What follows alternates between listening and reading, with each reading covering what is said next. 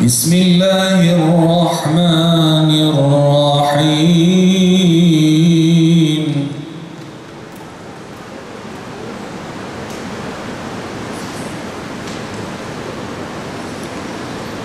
Ya eyyühellezîne âmenû qû enfusekum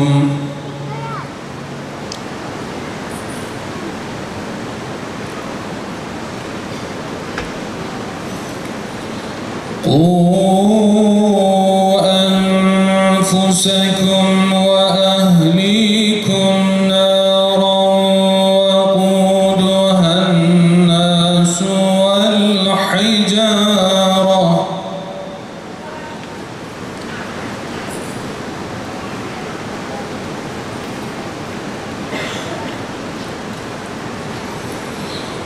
والحجارة عليها ملائكة غلاظ شداد.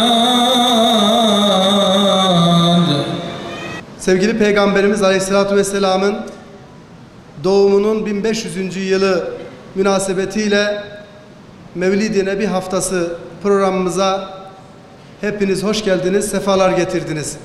Alemlere rahmet olarak gönderilen Hazreti Peygamberimiz Muhammed Mustafa sallallahu aleyhi ve sellemin doğum haftası ve etkinlikleri vesilesiyle düzenlenmiş olan bu programda bulunmaktan da ayrıca şeref ve onur duyuyorum.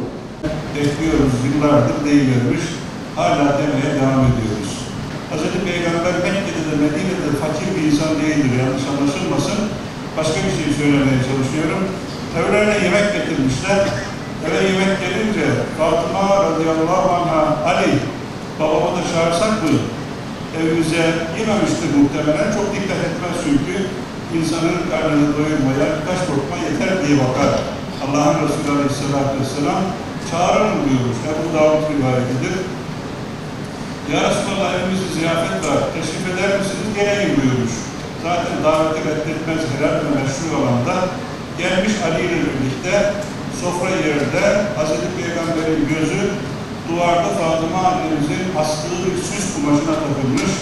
Sofraya oturmadan, bir lokma yemeden, herhangi bir şey söylemeden sırtını dik dönüp evi terk etmiş.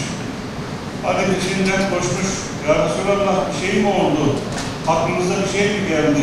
Niye böyle yaptınız? Efendimiz Aleyhisselatü Vesselam duvardaki süslü kumaşı süslemeyi işaret ederek bir peygambere evi içinde lüks ve şatafat olan eve girmesi yakışmaz diyor. Kıymetli davetliler, gelinliğin modelini beğenmediği için düğüne bir hafta 10 gün kala çamaşır bulaşık makinesinin markasını beğenmediği için düğüne bir hafta kala eşya putlaştırılıp da eşya ile ilgili problemler aşılamadığı için atılan yüzükler, bozulan evlilikler maalesef kasıp kavuruyor toplumu. Bakın Peygamber Aleyhisselam'ın hayatına, bakın bizim hayatımıza. Medine'ye gidiyorlar. Medine-i Münevvere'ye eşleri etraftan etkileniyorlar. Etkilenmez mi insan? Ya Medine'nin en büyük hadisesi, savaşların dışında Medine'yi sarsan, sokaklarını titreten hadise, tahhir hadisesidir. Hazreti Peygamber evi terk etmiştir. Eve gelmemiş, başka yerde kalmaya başlamıştır. Hazreti Ömer gitmiş, seslenmiş, seslenmesine cevap vermemiştir. Peygamber işlerini boşadı mı acaba diye Medine çalkalanmış bir şaiya çıkmıştır. Sebep nedir biliyor musunuz? Eşleri eşya istemişler. Herkes gibi biz de yaşayalım demişler. Halbuki Hazreti Peygamber Aleyhisselam helal olmasına rağmen Ehl-i Beyt'inin önde olanların, öncü olanların üzerinde bir toz bulutu olmasını istemediğinden dolayı bundan hoşlanmamış, ayet inmiştir. İn kuntunne turidnel hayâted dünya ve zîneteha feta'aleyne umetti'kunne ve usarrihkunne serahan cemîlâ. Ey Peygamber, söyle eşlerine, dünya hayatını ve dünyanın süsünü istiyorsanız gelin size istediğinizi vereyim ama güzellikle ayrılacağız. Beraber devam edemeyiz. Kavga etmeyeceğiz ama aynı yolda yürüyemeyiz sizinle. ayet inmiş, Peygamberin eşleri özür dilemiş, hatalarını fark etmiş. Seninleyiz ya Resulallah, yolumuz ahlakımızdır demişlerdir. Bize de bir şey bırakmışlar, yolumuz olacak, ahlakımız olacak. Tehdit eden, aileyi bugün tehdit eden en temel unsurlardan bir tanesi maddenin kutlaştırılmasıdır. Maddenin olduğundan fazla değerli görülmesidir. Bütün ilişkilerimizi maddi, menfaat merkezi kurmamız ve geliştirmemizdir. Halbuki Kur'an-ı Kerim ve Hazreti Peygamber, onun yaşayanı olan Hazreti Peygamber Aleyhisselam, insanın dünyasını yaşayabilecek kadar istifade etmesini, ötesini harcamaya, ötesini fakire fukaraya, ötesini yetime yoksula, ötesini insanlığın faydasına, ötesini bir insanın da kalbinin Allah'la buluşması için hizmet yollarına harcamasını tavsiye etmektedir.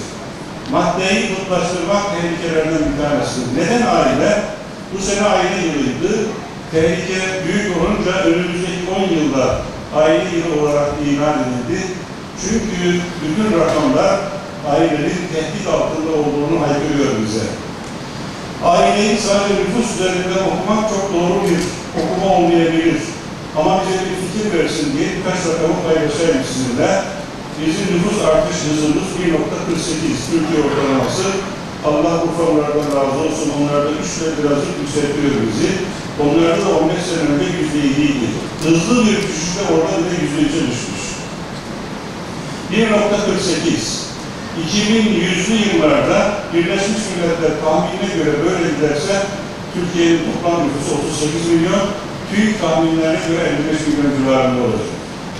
Yalnız yaşayan, kendisine ev geldi diye isim verilen bekar erkek ya da kızların yalnız yaşayan gençlerin sayısı 5 milyonu aşmış. Evlilik yaşı kızlarda 27'lere, erkeklerde 30'lara çıkmış. İlk defa yaşlı nüfus oranı Cumhuriyet tarihinde %10'un üzerine çıkmış. Sebep maddi değil. Aklınıza ekonomik sebepler geliyorsa bütün bunların meydana gelmesindeki ekonomik sebeplerin payı %5'tir. Sadece %5. Yapılan araştırmalara göre ekonomik refah seviyesi yükseldikçe nüfus artış hızı düşmektedir. Ekonomik refah seviyesi arttıkça başka bir şey var. Başka bir şey. Ondan bahsedeceğim size. Onlardan bir tanesi medya etkisidir. Onun bir tanesi moda etkisidir. Onlardan sonuncusu da medya ve modanın etkisiyle zihinlerin, mantalitelerin etkilenip değişmesidir. Biz ailelerimizi aile gibi cennete namzet hale getirmekle sorumluyuz. Biz aile olmakla sorumluyuz. Çocuklarımız sevgiyle büyüyecekler, sevgi ortamında büyüyecekler. Eşler, kadın ya da erkek fark etmez, kendilerini değerli hissedecekler. Başka arayışlara girmesinler. Çocuk sevgi zemininde, ortamında büyüyüp serpilecek.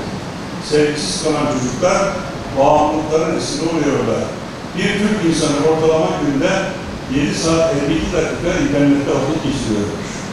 Bastıkları bir tuşla hangi kuyulara düşebileceklerini bilmiyoruz. Zihinlerini ve kalplerini neyin doldurduğunu ya da kirlettiğini bilemiyoruz. Kaliteli zaman ayıracağız birbirimize. Bazen sohbet, bazen kitap, bazen cemaatle namaz, bazen oyun oynayacağız birbirimizle. Ama çocuklarımıza, eşlerimize değer verdiğimizi, sevdiğimizi göstermenin bir yolunu bulacağız ki el ele, kol kola çıkmış olduğumuz yolculuk birlikte cennetle sonuçlansın. Allah Celle Celaluhu dünyada cennete namzet yuvalar kurabilmeyi, ukbamızın da cennet ve cemalullah olmasını her birimize nasip eylesin.